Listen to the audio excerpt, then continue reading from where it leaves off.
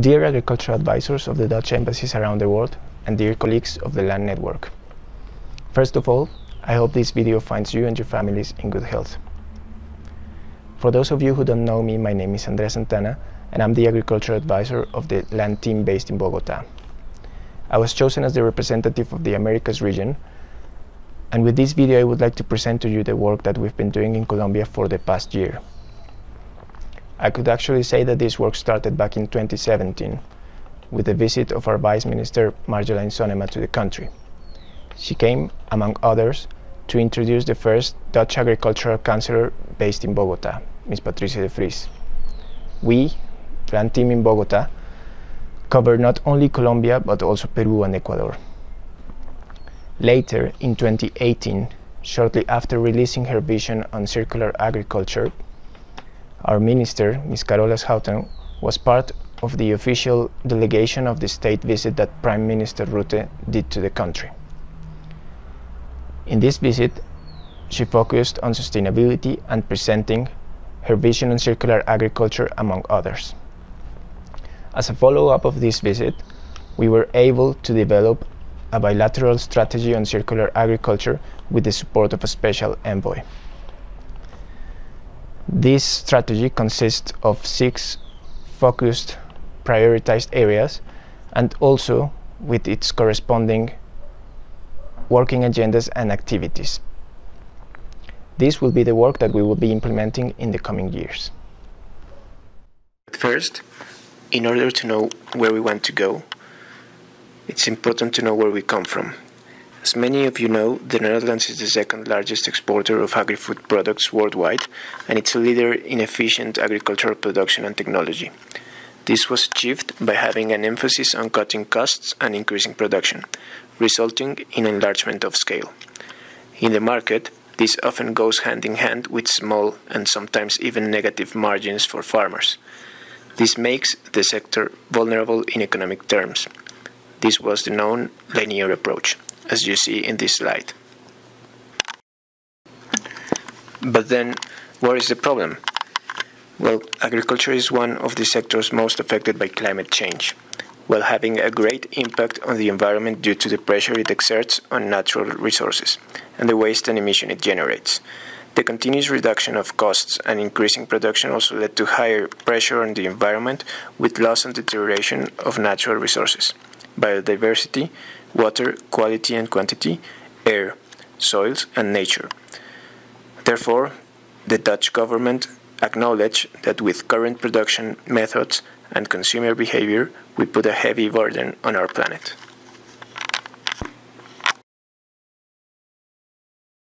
But before continuing, it is important to define what circular agriculture is. The main areas of focus are efficient and circular use of resources and nutrients, and the beneficial use of residual streams. Most importantly, circular agriculture should also benefit the environment, climate, biodiversity, animal welfare, while remaining competitive and profitable. But how should be the way towards a circular agriculture? In a circular agriculture system, arable farming, livestock farming, and horticulture primarily use raw materials from each other's supply chains and waste flows from the food industry and food supply chains. But then, what is key for this change to happen? In the first place, producers have to be more valued and better rewarded. Besides, cooperation between different stakeholders is needed, and certainly innovation and creativity play an important role. In this sense, the plan of action issued by our ministry has been very instrumental when we decided to start working in this topic. And this plan of action also helped us realizing that problems such as loss of biodiversity, water scarcity, and soil erosion, to which circular agriculture is the answer, are also global. And furthermore, as the Dutch agro-sector imports products from all parts of the world and also export products to the rest of the world, the transition to a circular agriculture does not stop at the Dutch borders. That is precisely why we aim to cooperate with other countries, also with countries of origin of many agricultural products, such as Colombia, to realize the ambitions in relation to circular agriculture. but the context in other countries is crucial when thinking of circular agriculture. In the case of Colombia, this is one of the first countries in developing a national strategy on circular economy. And so, Colombia is able to help other countries in Latin America to develop their own. And this is how our work begins. This strategy is structured into phases. First, a vision has been developed, resulting in 6 prioritized focus areas in Colombia related to circular agriculture. The vision is based on interviews with stakeholders from the private, public, and academic sector in Colombia, and on the analysis of trade, policies, goals, know-how, and activities in this country. And secondly, for these prioritized areas, working agendas for the coming years have been defined. But many of you may ask, how did you come up with this vision? First, as we knew the trade balance is positive for Colombia, we took a closer look at the agricultural products exported by Colombia to the Netherlands, which are the ones linking the two countries. Second, we looked at the country from 4 different perspectives. First, a Colombia where peace and stability bring inclusive growth and prosperity to the countryside. Second, a Colombia feeding its cities. Third, a Colombia as agricultural powerhouse exploiting opportunities on the world market. And fourth, a Colombia as supplier of raw materials and agricultural products to the Netherlands. And so, as a result of the exercise we started with the support of the Special Envoy, the vision was narrowed to 6 priority areas. The working agendas are divided in 2 parts. The first part contains activities that do not fit merely within one of the prioritized focus areas. These are the overarching and more general activities. The second part of the working agendas contains activities that fall under one of the 6 prioritized focus areas. To begin with this work, we conducted a series of interviews with stakeholders in Colombia, some of them belonging to the private sector, others to the public sector, others to knowledge and research institutions, and we also included the non-profit sector. And with the information obtained from these interviews, we narrowed our focus, and to do so, we constructed this matrix that you see in this slide. But this matrix was much larger than you see now, and in order to narrow it, we needed to find additional reasons and prioritize, those being a link to the Dutch knowledge or technology, policies in the EU, the Netherlands, or in Colombia, existing initiatives in Colombia, and barriers to advance in this country. And the result of all this work was the identification of the priority focus areas as well as the sectors in which we already identified opportunities for collaboration.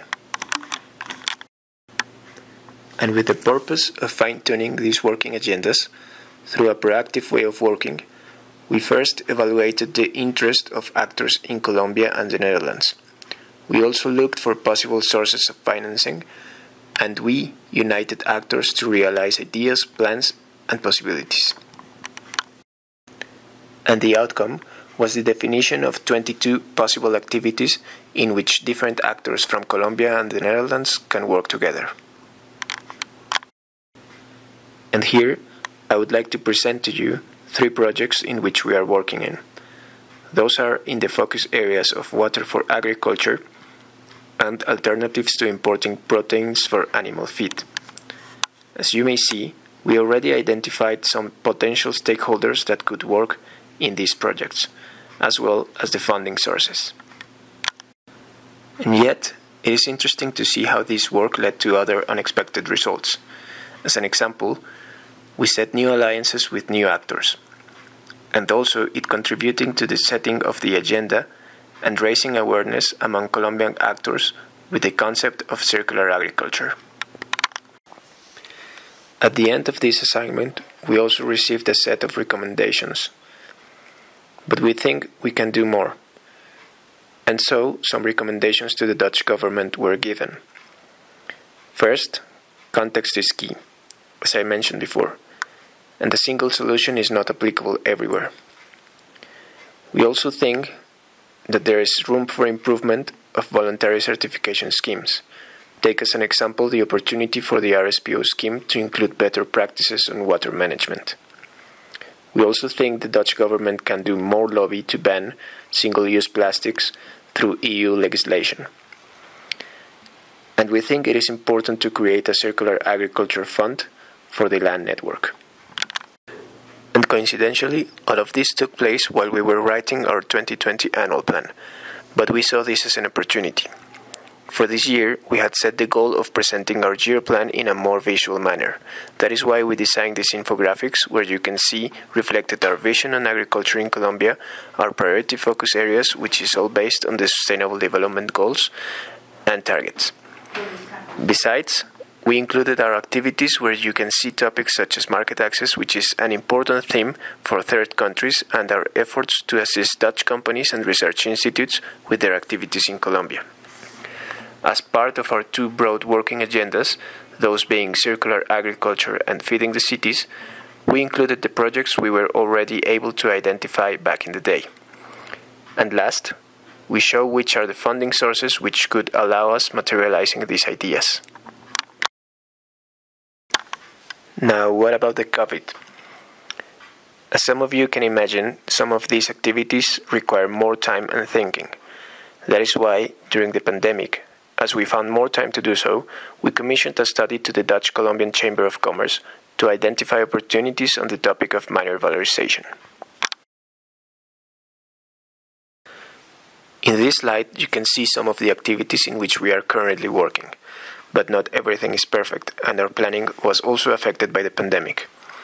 For instance, our participation in some trade fairs and a mission to the Netherlands we wanted to organize for the horticulture sector had to be postponed. Well, I hope you enjoyed this video, and if you want to learn more, we encourage you to visit our website, or you can also download the strategy using this QR code. On behalf of the land team in Bogota, I would like to thank you for your attention and your time, and I hope to see you all next time in the Netherlands.